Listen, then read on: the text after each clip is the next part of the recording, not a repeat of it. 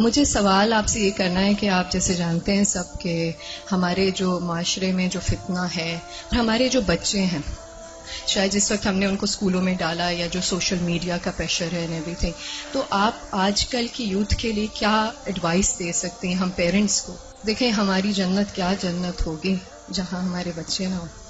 بہت مشکل ہے کیونکہ آپ دیکھ رہے ہیں ہر طرف سے media is playing such an important and such a difficult role کہ ہم پیرنٹس کے لیے اس چیز کو سنبھالنا بہت مشکل ہو گیا اینڈ آل آف دیٹ. اور میں ایک واٹس ایپ پہ میسج مجھے ملا کہ what will happen to my children when I die, but سوچنے والی بات یہ ہے کہ what will happen to my children when they die. So اگر آپ کوئی ایڈوائس دے سکتی ہیں اس سلسلے میں تو بہت موضوع رہے گی. انہوں نے دکھتی رگ پہ ہاتھ رکھ دیا ہے اور بہت ہی اہم سوال ہے یہ. حقیقت یہ ہے کہ یہ ہر گھر کا مسئلہ ہے، ریلیجس فیملی ہے یا ریلیجس نہیں ہے، یہ مسئلہ ہر جگہ ہے، پڑھے لکھے ہیں یا ان پڑھ ہیں. آئندہ جنریشنز بہت بڑے فتنے میں ہیں، فتنہ ہر ہاتھ میں ہے اور وہ بڑھتا ہی چلا جا رہا ہے اور پوری دنیا ان کے سامنے ایکسپوز ہو چکی ہے. یعنی آپ کس کس چیز سے ان کو بچا سکتے ہیں، کس کس چیز سے روک سکتے ہیں؟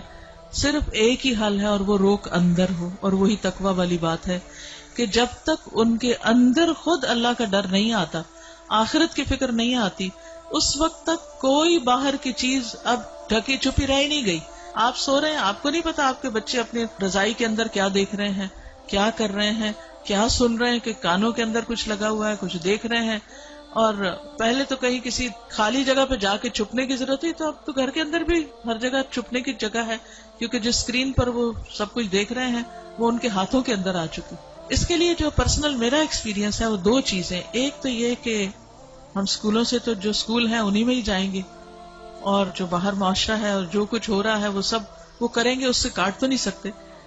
میں نے سب سے زیادہ جو دعائیں مانگی ہیں، رو رو کے مانگی ہیں، سجدوں میں پڑھ پڑھ کے مانگی ہیں، وہ اسی کے لیے مانگی ہے کہ اللہ میرے بچوں کو ایمان دے.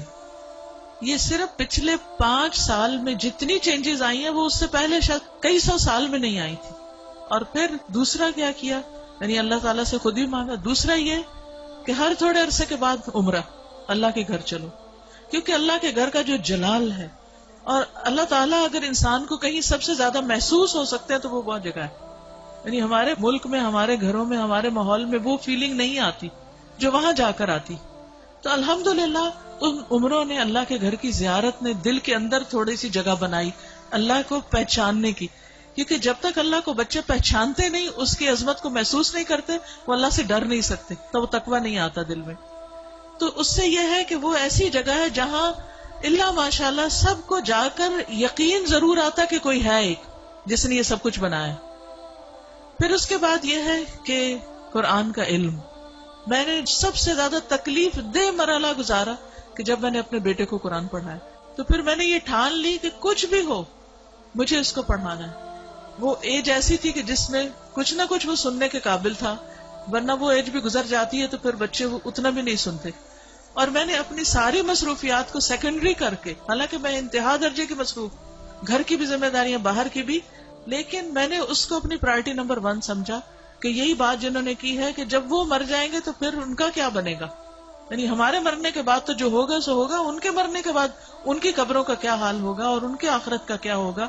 تو اللہ سبحانہ وتعالیٰ نے قرآن مجید میں فرمایا قوا انفسکم واہلیکم نارا، اپنے آپ کو اور اپنے گھر والوں کو آگ سے بچاؤ.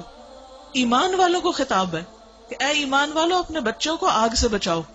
تو پھر میں نے اس کے ٹائم کے مطابق جب اس کا موڈ بنے، لیکن روز کی شرط رکھی تھی کہ ہر روز پڑھیں گے تھوڑا تھوڑا، 2 آیتیں 4 آیتیں، 1 رکوع 2 رکوع 1 رب، اور اس طرح کر کر کے میں نے پورا قرآن اس کے ساتھ پڑھا کہ مجھ سے نہیں ڈرے، اللہ سے ڈرے. میری خاطر نماز نہیں پڑھے، اللہ کی خاطر پڑھے. میری وجہ سے کچھ مت چھپائے جو دیکھ رہا ہے، اللہ سے ڈر کے چھپائے. تو یہ کسی حد تک فائدہ مند ہوا. یہی ماؤں سے کہوں گی کہ ساری مصروفیات اپنی جگہ ہیں، لیکن بچے آپ کی پرائرٹی نمبر 1 ہونے چاہیے. ان کے لیے کھپ جائیں، دعائیں مانگ مانگ کے بھی، اور اس کے ساتھ ساتھ ایک دفعہ کم از کم قرآن سے ضرور گزر جائیں. کیونکہ جب وہ قرآن سے گزر جائیں گے پھر ایٹ لیسٹ آپ کی رسپانسبلٹی نہیں رہے گی. اللہ ان کی سب خیر کرے، لیکن اگر خدا نہ خواستہ ان کے اندر کوئی بگاڑ آتا تو آپ کی پکڑ نہیں ہوگی. لیکن اگر آپ نے کوشش نہیں کی، محنت نہیں کی، تو آپ کی بھی ساتھ پکڑ ہے. صرف آپ کی نمازیں پھر کام نہیں آئیں گی. تو اس لیے ہم میں سے ہر ماں کو سنجیدہ ہونے کی ضرورت ہے. چاہے رونا پڑے، منتیں کرنی پڑے، بھوک کاٹنی پڑے، کچھ کرنا پڑے، لیکن پکڑ کے بیٹھے، خود بیٹھے. یہ مولویوں پہ نہ چھوڑیں کہ کوئی اور آ کے لیکچر دے گا تو وہ سن لیں گے، اس کو بتا دیں گے، ابا کو بتا دیا، چچا کو بتا دیا، اس کو ماموں کو بتا دیا. ٹھیک ہے وہ بھی کچھ ہیلپ کرتے ہیں، لیکن سب سے زیادہ آپ کو خود کرنا ہوگا، اور اس کے لیے آپ کو خود پڑھنا ہوگا، اس کے لیے آپ کو خود سیکھنا ہوگا. خود سیکھنا شروع کریں اور اپنے بچے کے ساتھ بیٹھ کر خود. پھر یہ کہ بعض اوقات بچے ہم سے سننا نہیں چاہتے، آپ ان سے کہیں آپ ہمیں پڑھ کے سنائیں. بس اس بات کا اگر یقین ہے ان کو کہ یہ قرآن اللہ کی کتاب ہے، تو پھر ان کے اندر یہ ڈالنے کی ضرورت ہے کہ اللہ تعالیٰ نے کیا فرمایا ہے. وہ آپ کو بھی پتا ہونا چاہیے اور وہ ان کو بھی پتا ہونا چاہیے. اللہ تعالیٰ ہماری مدد فرمائے.